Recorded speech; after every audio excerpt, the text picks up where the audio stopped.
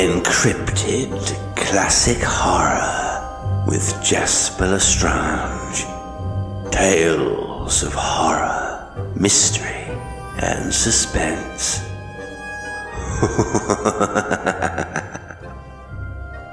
The blind man passed my flat between 7 and 8 each night. I never remember having heard him during the summer months, but directly the days began to darken, perhaps because I was more indoors, I noticed the tap-tap of his stick beneath my window. Even if it had been light enough to see, I could not have caught sight of him, for the pavement was obscured by a jutting bay window immediately below mine, and inevitably he walked upon the near side of the street. I have always felt acute sympathy for all who are maimed and defrauded, above all for the blind, shut away from light and colour, which mean more to me than speech or music. But I feared and hated that blind man. From the beginning I hated him, though I saw nothing of him, heard nothing, not even so much as cough or sigh, apart from that tapping stick. I was curious about him, and yet I never tried to meet him. The truth is, I was more frightened than curious, would hurry down my short street at the hour when he might be returning that way, thankful to reach my own door, or the roaring traffic, the lights of the wider thoroughfare. Returning, I say, but when did he set out, and what did he return from?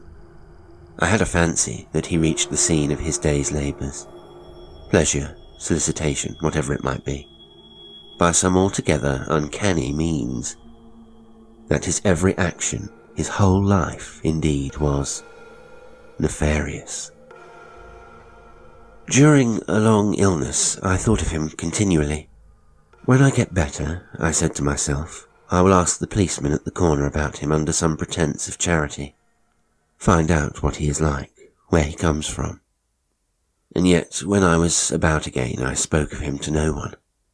If there were visitors with me at the time of his passing, I was all on edge, in case they might lift their heads to listen to the sound of the tapping stick, and put something that I feared, I had no idea what, into words. Then, one evening during the last week of February, coming away from a tea party in the higher part of London, I dipped to Chelsea and found myself completely enveloped by a thick, yellow fog. I ought to have turned back at once, but I pushed on, anxious to reach home, confident that I knew the way far too well to miss it. The secluded streets and squares through which I had attempted a shortcut were very quiet. The roadways seemed to be empty. Now and then people passed me, but when I entreated their help I was met with nothing but vague complaints of their own troubles, bewildered questions. At times they did not even answer. If they shook their heads, I could not see them do so. Once, some strange, fluttering form caught at my arm, and a shrill voice entreated guidance to Parsons Green, of all places, cursing me shrilly when I declared my inability to help, fluttering off again with shoes that flapped at the heels like broken wings. Sharp, jutting angles of wall and railing shot out before me. There was no accounting for them. Avoiding one, I turned a corner and there was another like a sharp elbow. A wall flat against my face, or a chevaux de frise of spiked paling, and everywhere a smell of sulphurous damp. The fur beneath my chin was wet, my gloves clammy, clinging to my fingers. Quite suddenly, hope gave way within me. I convicted myself of having walked round and round the same square, and tears of self-pity, exasperation, fatigue mingled with the foggy moisture on my veil. Then a man standing motionless at a corner, so close that I must have almost touched him as I leant against the rail fumbling for my pocket handkerchief, spoke to me. "You have lost your way?" "What is that? Who?" I put out one hand, involuntarily groping. There was a movement, a shadow darker than the fog, a strange, musty smell of something dry and desiccated. Yes, dry in all that damp, inexpressibly frowsty. and a dry, cold hand was laid upon mine. "I will lead you. Where are you going?" "Hunter's Grove," I began, then drew back, my fear of the fog overcome by something more poignant, though perfectly vague. "Thank you, but I can manage. I'm all right. I'm only resting." There was a laugh at this, a hoarse chuckle. Then, "Oh, very well." The air around me cleared. I was alone once more. With an effort of determination, I started off again, straight on for a dozen yards or so, then round the first corner, stupefied by the feeling which comes to one upon waking suddenly in a strange room, uncertain which way one faces, which side the wall lies. To my bewilderment, the ground grew rough beneath my feet. I tapped my way with my umbrella. There were ruts and loose stones. It became worse and worse. I fell against something which caught me just above my knees, followed it with one hand, and found a broken piece of wall zigzagging up and down, in some places above my reach. I stumbled again, and fell forward, bruising my knees upon a pile of loose masonry. Evidently enough, that turning from the main street, the baffling square, debouched upon nothing more than a piece of waste ground, bestrewn with remnants of half-destroyed buildings, an old, deserted nest of slums. If I went on, 10 to 1 I would fall into some unguarded cellar or clay pit, lie there with a broken leg, perish of cold and hunger. Why, here, right in the midst of London, I might have been miles and miles away from humanity. Best to retrace my steps, but how? I turned, then hesitated, trembling. There was not so much as a curb to guide me. I cried aloud, shouted for help, overcome by that sense of wild panic which attacks a child, realizing itself alone in the darkness. I heard the tapping of a stick. Then someone snickered, close to my elbow. Of course, anyone must feel their way with a stick in darkness such as this. All the same, the sound struck some shrinking dread in the depths of my being. It was as though that tap-tap were upon my heart, as well as the ground, emphasizing some fear. Tap, tap, tap. With an extraordinary effort, I kept the thought of whom it might be at the back of my mind. Come now, be sensible. It was the same oddly smooth voice which had accosted me half an hour earlier, empty and flattened like that of a man talking in his sleep. I hesitated a moment, then brought my common sense to my aid, arguing with myself, anyhow, I've got to get home, I can't stay here all night. If you think you can find your way. But how? I began. It was in my mind to say, if I can't see, how can you? But I changed it to, if you will take me to my own door, I'll give you 5 shillings. All right. A hand was laid upon my arm. That strange, mouse-like odour was about me once more. There was that laugh, malevolent and mocking. Now, use your eyes. Look where you're going. I shook off the hand, half hysterically. I'll follow. Don't touch me. There must have been some servile fear of him in my heart, which made me add, I might stumble if you held me. I'm not accustomed. My awkward words tailed off as he moved away, without a protest, keeping close in front of me.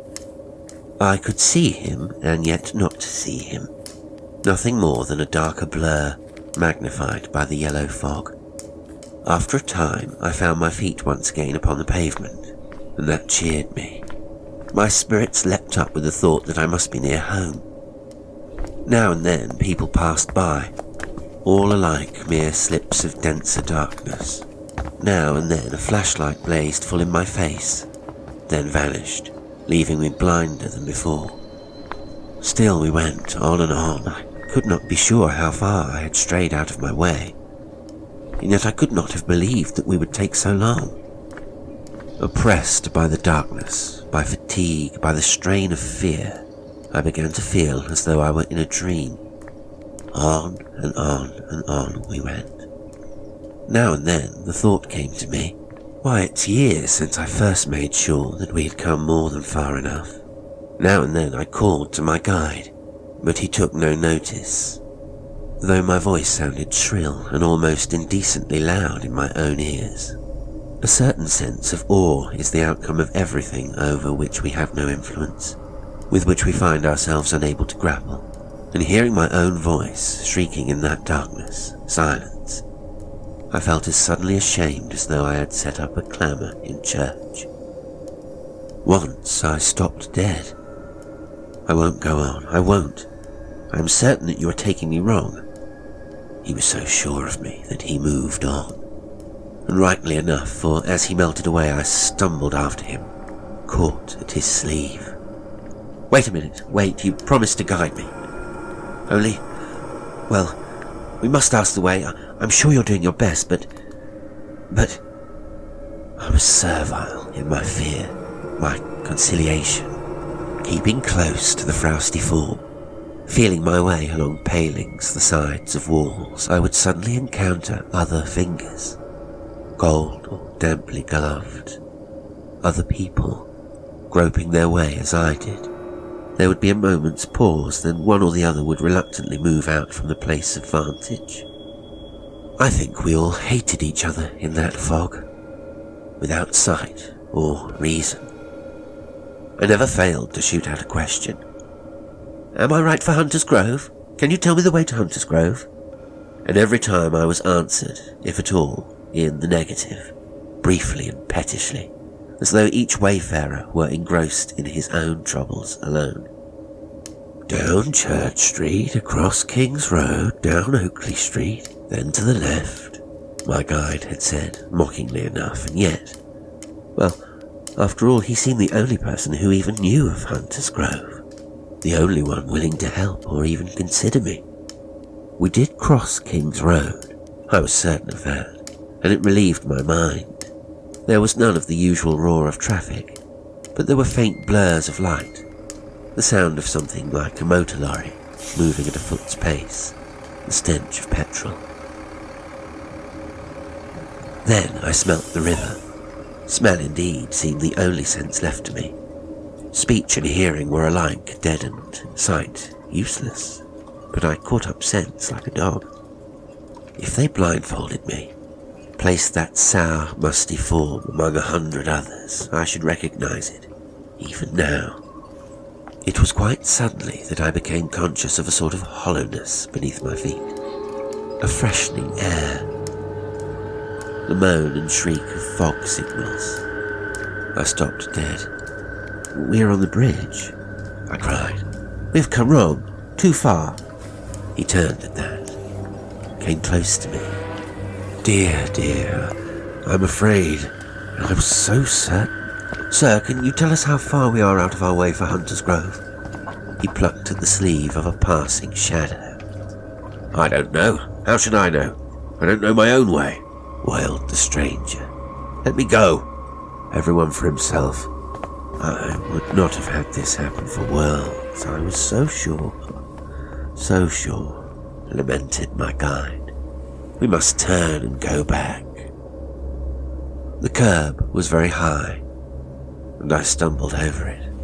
Somehow or other, we must have got into one of the recesses of the bridge, for I felt the coping upon 3 sides. The damp reek of the river came up to meet me. I was actually glad of a hand upon my arm. There was no reason why I should fall over a wall which reached almost to my waist, but all the same I was frightened. The fact that my companion acknowledged himself at fault, this and that other fear, drew me to him. When he said we must turn back, I turned, without realizing which way I already faced. Yet it must have been there that I turned, not for the first, but for the second time. The first time was in the recess, and that was why, with his diabolical cleverness, he had led me there, working upon me so that I moved in a restricted circle. All right now, he chuckled. and moved on in front of me. In another moment we shall be off the bridge again. Now, to the left, and then to the right, twice to the right, and then to the left again. We were clear of the bridge. Battersea Bridge was but a little distance from my flat.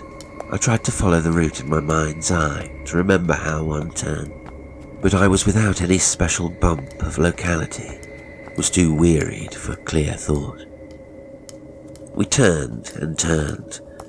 My brain, bedizzied with fatigue, refused to register the number of turns, to exert itself further. The atmosphere became more airless and dank, as though there were high, sordid buildings close at either side.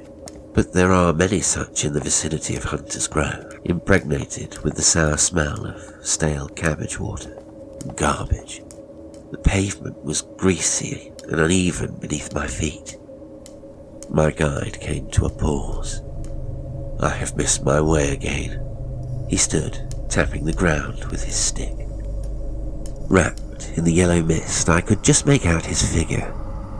A sooty blur. There was a dim movement of his head, as though he were listening or sniffing. Indeed, I seemed to hear the quickened breath in his nostrils. Though we could see nothing, there was the sound of a low humanity all about us. In some cases, people seemed to be divided from us by walls. In others, the sound came from upper stories. Raucous voices, gruntings, snorings, oaths, cries, all in some way muffled by distance, by the fog, but all alike hoarse and almost unimaginably bestial. To one side of us was the dim square of an open doorway, made visible through a speck of gas which burned within it.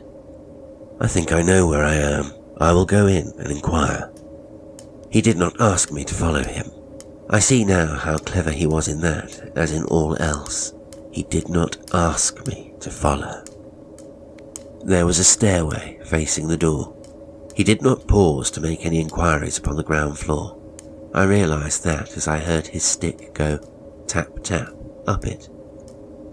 "Wait! Wait!" I cried. "Don't leave me! A heavy form, reeking of beer, rolled against me, steadied itself by a hand upon my shoulder, and hiccoughed out a stream of curses. I wrenched myself free and fled to the shelter of the open door, stumbled on the stairs and mounted the first 3 steps with the idea that there was a point of vantage where I might be safer than in the open streets. I called up to my guide. "Is there anyone there?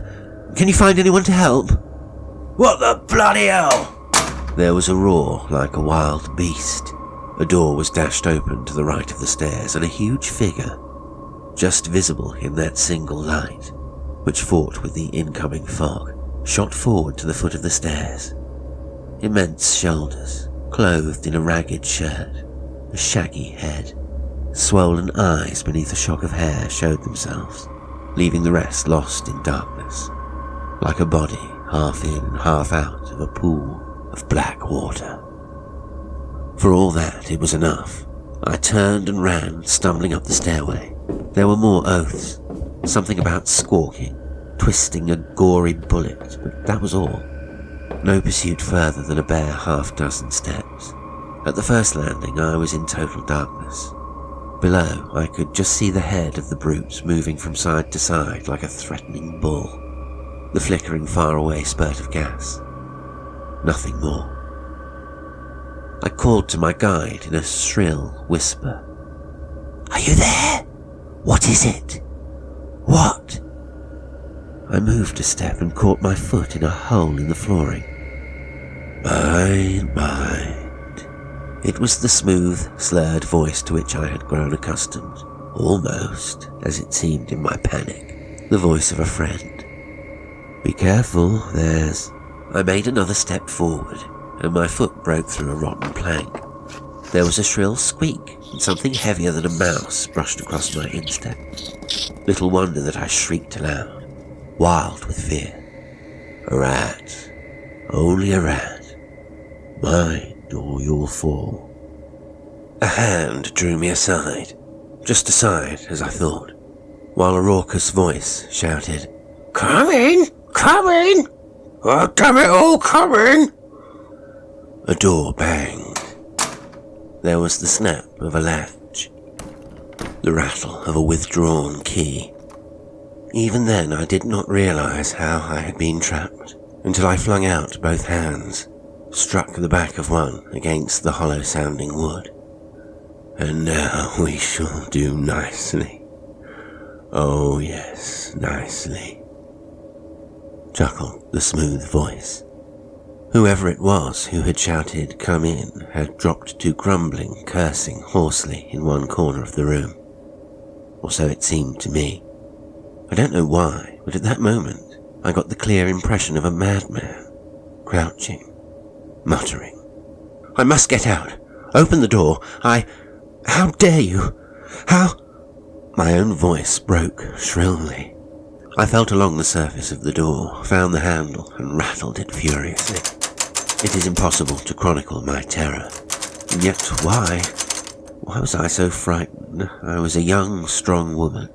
There might be the possible loss of my purse and watch before me, but what else? Maybe my fear was all the wilder in that it was concerned with nothing definite.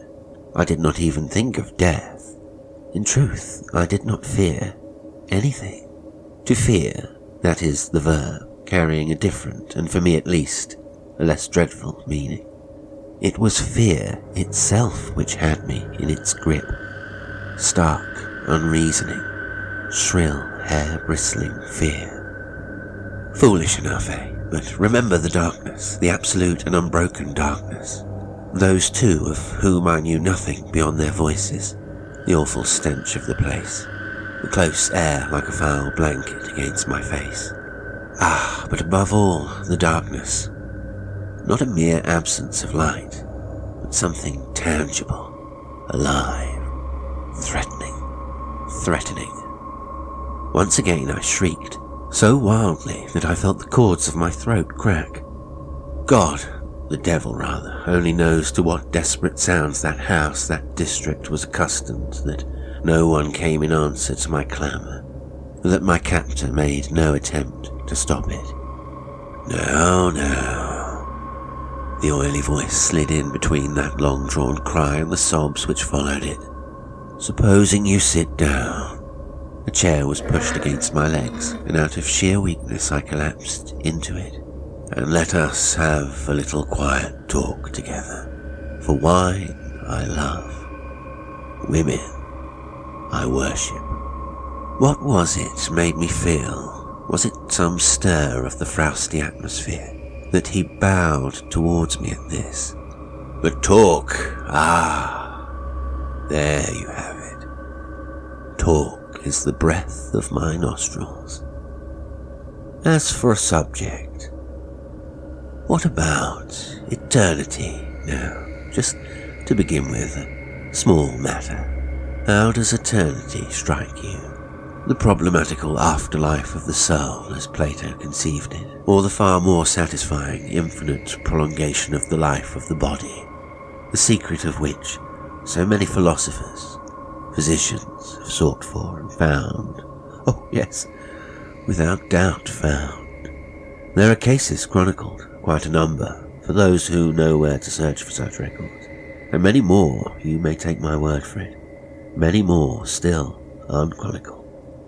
If I had a mind to write a book on the subject, to register all I have heard, guessed, once read of eternal mortal life, unending youth. Of course, he was mad, and I should have humoured him. Two of them, both mad, close to me, how close I could not tell there in the darkness. Do you realise all this? The only wonder seems that I did not make a third among them. It was evident that this fellow's fellow knew how to take him, for he broke in, laughing loudly, then began to whistle. Tiddlywinks the barber, of all things. The whole situation had its ludicrous side, I allow that, now. But is not all fear more or less ludicrous, grotesque, bearing no true relation to the thing feared, devoid of personal dignity? A light! For God's sake, let us have light, a candle, a match, anything! I cried. Dear, dear, how dependent you people are. I could place that voice, and I began to move round the room away from it, feeling along the wall with my right hand, the left stretched out in front of me, horribly afraid lest I should find myself up against that other, whose whistling it was so impossible to locate. 2 orbs. Orbs. As well say oysters. So much slimy matter tied in a network of nerves, vulnerable to every sort of hurt, and silly fools banking their entire existence on this sight. Light. Calling for light. Light. Oh, damn your eyes. And, for God's sake, you say. Now, I tell you this. God'd take it coolly enough if you never saw again. Here I am in the dark for all eternity, and you squawking, light, light, match, candle. Of course, I had known it all the time. It was the blind man. That certainty leapt into the open, no shooting it back. Picture to yourself a traveller, making his way through the jungle at night, telling himself that such and such a rustle was only a large bird, the wind among the leaves, those bright lights, 2 fireflies, and knowing all the while that it was burning, burning bright. It came into my head then. Tiger, tiger, burning bright. If I could only reach a window, I might throw it up, shriek so that someone must hear. I stumbled against something which might have been a stool. There was the rattle of a chain, a harsh string of curses. A hand shot out and drew me aside. Come, be careful now. Even we, nous autres, in our own dark world, we have our rights. The urbane attention of any guest to any host. But you of the younger generation have done away with that. You of the younger generation. The smooth voice broke in a snarl. You of the younger generation, damn you! Devouring, trampling, blind mouths. Who is it speaks of blind mouths? Come now. I caught myself together at that, thinking to humour him. Milton. Then you do know something. Have read. Strange how one mistrusts the brains of any woman who wears a rustling silk petticoat. And yet, well, my choice, my means of selection was limited. Come now. Let's have a look at you. I was past protesting as he drew me towards him, those hot, dry hands as strong as steel hooks, as inhuman. For a moment or so I struggled weakly, then stood still, shaken with rigours which ran through and through me at his hateful touch. What use had a man like that for anything so humane as sight? Eyes to see, love, admire, shed tears of pity. He drew the pins from my hat and removed it. Felt me over, commenting aloud. Hair, crisp and springy. Not fair though. There is the feel of gloss. That is good. With fair-headed people one is liable to suspect status lymphaticus. Well, who knows, possibly communicable enough even through the bony tissue. He felt round my eyes, the curve of my brow. I retched with nausea as, following the line of my nose, he fingered my lips, ran his hand down my shoulder and bust, summing me up the while like a cattle buyer at a fair, summing up the merits and demerits of a possible purchase. He had drawn off my fur coat. You ask me why I allowed it, why or how it was I did not struggle in earnest. The truth is, I was as helpless as a wild doe with a boa constrictor, sliming it over. There was no question of relative size or weight. Twice his size, I believe I should have still been helpless. I am thin and slimly made, and was wearing a thin crepe blouse. As he ran his dry, gritty fingers down my spine, with its unusually prominent vertebrae, Never even by the people I love can I bear to be touched there. I felt as though the very soul were being drawn from out of my body. I could not shriek even then, but I heard myself give a shrill squeak, like a mouse, upon which the third occupant of the room, or were there more? There must be more. That thought came to me, all silent and all damp, shouted out hoarsely and solemnly, with a long interval between each word. Battle! Murder! And sudden death! Then, with a shriek, Damn your eyes, I say! Damn your eyes! strophe and antistrophe, tittered the smooth voice at my ear.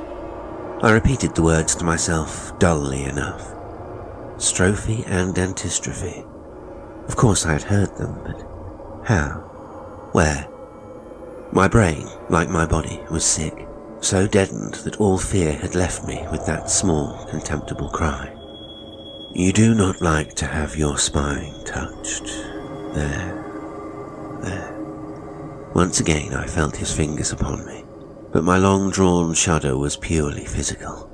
How men have wrangled over the soul, the spirit, the vital spark, the centre of life, reason of all emotion, love, hate. And yet the Egyptians mastered the secret. The Ethiopians. In the days of Hadrian it had its name, that one small bone which to another, not to its owner, never to its original owner, mind you, carries the secret of eternal life in life. The only immortality worth a pinch of salt. Come now, you shan't say that, mentally at least, I have left you in the dark regarding our venture. Ours, mind you, an undertaking of the most supreme issues, the highest possible interest to mankind. There are so many people who do not count, who do not matter, who would not be missed, if you will excuse my saying so. Others who need nothing more than time. Time to develop their ideas. Something more than the mere apprenticeship of 80 years. It comes to this: 2 futile semi-lives, or 1 complete super life. Some small sacrifice for the lesser, I grant you, but then, what has existence ever held for such people? And after all, they are the ones who, lacking courage to make the best of this world, drug themselves with hopes of heaven. Put it to them plainly, you are but helping them on their way, and they must see it. With you, now, it's a pity. Ah, yes, I grant you that. A pity that you cannot be here to witness the effect of the operation, to which you will so largely contribute. But believe me, I shall not forget you. You will live again, in fame, in actuality, bone of my bone. Lars. The words were laughable enough, uttered with the deliberate pomposity of the lunatic who floats upon the stream of his own monstrous illusions, egotism. And yet, even now I do not understand why it was in connection with myself, not with my jailer or his companion, that I began to have fears of madness. I shall go mad. I'm going mad. That was my thought. Light. That was the only possible remedy. Hope. At that moment, it seemed as though, in light alone, any light, the light of day, electric light, the merest farthing dip, the spurt of a match, might be found the one panacea for all ills of body and mind, the preservation of that sanity which was being distilled out of me by cold sweats, shaken from me by such tremblings that my very teeth chattered, the balm against that horror, gathering to some dreadful head in the darkness. You must let me have a light. I can't endure this. So impatient, but it will come. In a better, brighter world, according to your divines, who offer you a letter of credit to some sort of glorified gin palace, with no close hours. Oh, for the golden gates of heaven, etc., etc., the sun of righteousness that setteth nevermore. There you have it, eh? Yes, there you have it. As I said, I cannot but regret that you will not be here visibly, shall we say, completely, to join in my triumph. The triumph of an ancient belief, resuscitated by me.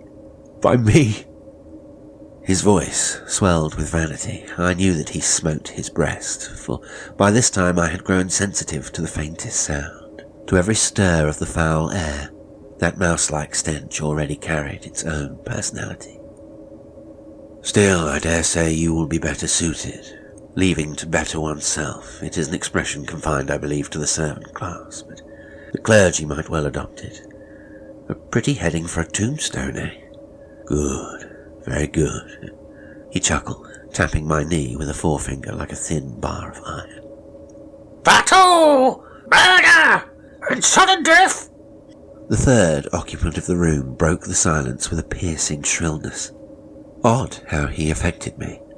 I think I was more frightened of him than of the other who threatened me, for I knew he threatened, menaced, perhaps because I had not seen so much as a shadow of him, because he held all the dreaded quality of the completely unknown. If only you would light the gas, a candle, anything, I promise. I began slowly, laboriously, trying to think and speak with reason. Oh, damn your eyes! Again it was that other. The tone was threatful, the outburst followed by a low, muttered soliloquy. There, you hear that? It is 2-1. My companion is against you. Both alike we are creatures of darkness. To master conditions, that is the secret of life. If you had lived long enough. The speaker was moving round me, feeling me over. He had taken off a long scarf which I had worn under my coat, and I fancied I heard him running the silk through his slightly roughened fingers. What are you doing? What? I cried, and waking from my inertia, made one desperate effort to escape. But I was too late. I had once complained of that scarf being overlong. It went 3 times round my body now, widened out like a bandage, pressing my arms close to my sides. And even then there was the fringe left, for knotting. We were talking of eternity. The smooth voice was a trifle broken. The creature panted. It seemed as though all his strength must lie in those steel-like muscles, those iron bones, for there had been nothing which could be called a tussle. I was past that. Life eternal. Now, I wonder if you ever heard of the belief I mentioned. The fact proved, I tell you, that there in one of the smaller vertebrae of the human spine, which the Romans distinguished by the name of Lars, there, just there, somehow or other, more by the pressure of will than by any actual force, I was being propelled across the floor. Just there, above rather than between the shoulder blades, nearer to the seat of the intellect than that of the animal passions, though partaking of both, which has the power of conferring immortality upon another who removes it from the still living body. Think of it. Only think of it. The infinite sense of time in which to work out one's ideas. All crowding in upon one as they do now, with no time for completion.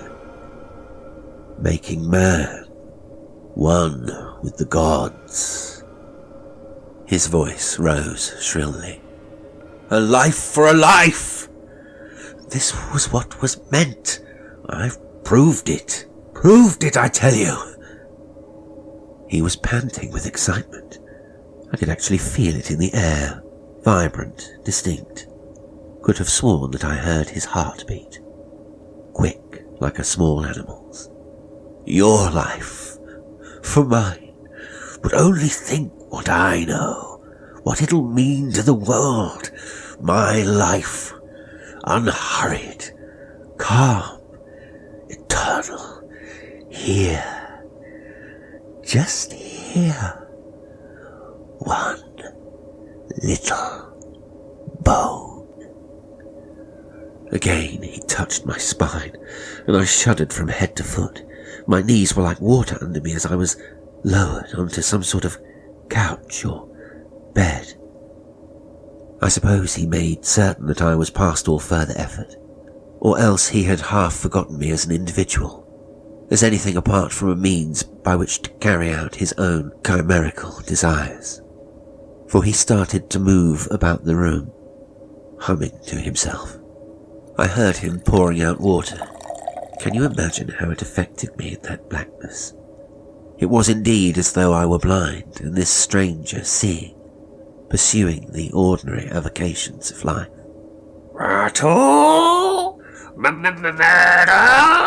His companion muttered senilely, then, suddenly, decisively, broke out with, Sudden death! Sudden death, I say! Damn your eyes!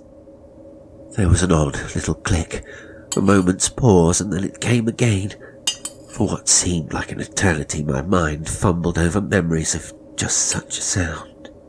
Once again, and I had it. For 3 years during the war, I had been nursing. During the last 12 months, my work lay in the operating theatre, and here the greater part of my time was given to the sterilizing of the instruments, keeping them scrupulously clean. Well, there you had it, the click, click of the pieces of steel against each other as they were washed and laid down, side by side. Panic overcame me, my sense of deadly weakness. I flung my feet to the floor and made a dash all on one side with my arms pinned close for the place where I had imagined the door to be, struck the corner of a table, struck the wall and hurtled round it, frantically beating myself against it, like a bird with clipped wings dashing itself against the bars of its cage, screaming at the top of my voice. I caught my foot against something which fell with a clatter, followed by a hail of shrill curses. Damn your eyes! You, damn your eyes, I say! Battle! Murder! Murder! Death! Stumbled on a few steps and crashed to the floor, conscious of a sudden sharp agony of pain in my left arm. That mouse-like frowsty odour was close to me again.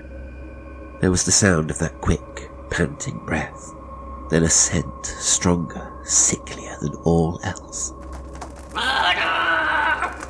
Repeated a far, far away voice. A vision of the operating theatre. The patient strapped upon the table floated clear and clean-cut before me. I was overcome by a sharp dread of passing the wrong instrument. If I began, that was all. It was an hour or more later when they found me. Us. That was, somehow or other, the most awful part of the whole thing, haunting my dreams, even now. The fog had lifted a little, and my informant, a stolid constable, and his mate had been going down the alley together when they heard that strange, discordant shriek of murder. More words that they could not catch, and again, murder. Murder. Even then, it had been difficult to find the right room. No good asking, that was what he said. I had sent for him directly I was well enough to see anybody, feeling that I must know everything. Everything. There was one memory. People in places like that there, great old rookeries of places, will never tell on each other, never let on to knowing anything that's going on. Everlastingly on the move from one room to another, taking their bits of sticks with them, changing with each other. Why, half of them never sleep in the same room for 2 nights together. Changing with each other. A regular put-up job, so that the police can never drop across the same people in the same place. Nobody knows nothing. Nobody's seen nothing. Nobody's heard nothing. Not as how that was the case with this old chap. Far from it. Lived there for years he had, or so we reckon. And my word, but the place looked like it. Choked up with dirt and rubbish. A doctor, too. Oh, yes, a fully qualified doctor. Turned out of his union, or whatever they call 'em, for some reason or other.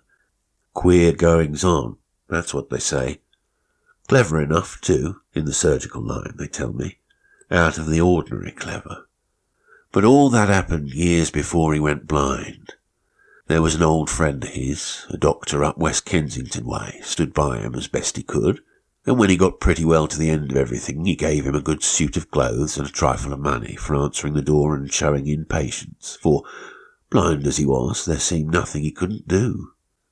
But lately there'd been a lot of odds and ends of instruments disappearing out of the surgery, and he was forced to get rid of him. He made sure as he'd just sold 'em for drink, until, well, there you were, miss. Yes, there I was. There was a long, shallow cut, the mere outline of an incision between my shoulder blades, and yet more above than between, just as he had said. Fortunate that the instrument had been clean as I myself could have kept it. Them bits of steel, knives and such like, the only things as wasn't thick in filth. I've seen some queer places in my time, but never none to equal that there. Books too, any amount of 'em, though it must have been years since he could see to read 'em. One book, as they said, must have set him to do what he was after doing, all about taking a bit of the bone out of a person's back, and the one as did it living forever. A sort of contrariwise to the Adam and Eve business, seems to me, saving your presence, Smith. Ah well, it was Providence as he was took when he was. What do you mean? Is he? Didn't you know? Well, I'm sure I'm sorry, miss, but I took it for granted, seeing as how he had fallen right across you. So that was it, that memory, the meaning of my nightmare sense of something intolerably heavy, horrible beyond all words, lying across me, pressing me down. There was another memory, something else, but... Heart failure from overexcitement, or so they said at the inquest. The policeman was still speaking as I pieced it all together. But Providence, as I said afore, the knife, queer-shaped sort of thing, still in his hand and all. Seems as how he'd been trying to get people to go home with him before, pretending to guide 'em. But of course, no one would trust themselves to be guided by a blind man unless it were in a fog like that there, and then the blind see better than the seeing, so to speak. Well, anyhow, it's over and done with now, and if you'll take my advice, miss, you'll not think no more of it than you can help. Such like things ain't wholesome to get brooding on. He picked up his helmet from the floor and rose to go, eyeing me kindly. To my mind, you got off easy with that bit of a scratch and a broken arm. Oh, that's all right. There was still that other memory, something else I wanted to ask him, but I was frightened. My heart beat faster. It was as though, speaking of the thing, putting it into words would bring the whole horror back again, there in my own brightly lighted drawing room. But the other... The constable paused, his helmet in his hand. Beg pardon, miss, The other... The stench of the place was in my nostrils. The chill sweat of fear lapped me round. I moistened my lips with my tongue. The other man... He looked puzzled. There weren't no other man. Leastways, there wasn't when we got there. Just you and him. And a mangy old parrot with his stand overturned on the floor, shrieking. Well, miss, I've told you how it was we came to find you at all. Shrieking for all he was worth, poor brute. He'd had both his eyes put out with a red-hot needle or something of that sort. To make him talk better, I suppose. Shrieking fit to deafen you. Battle, murder, sudden death.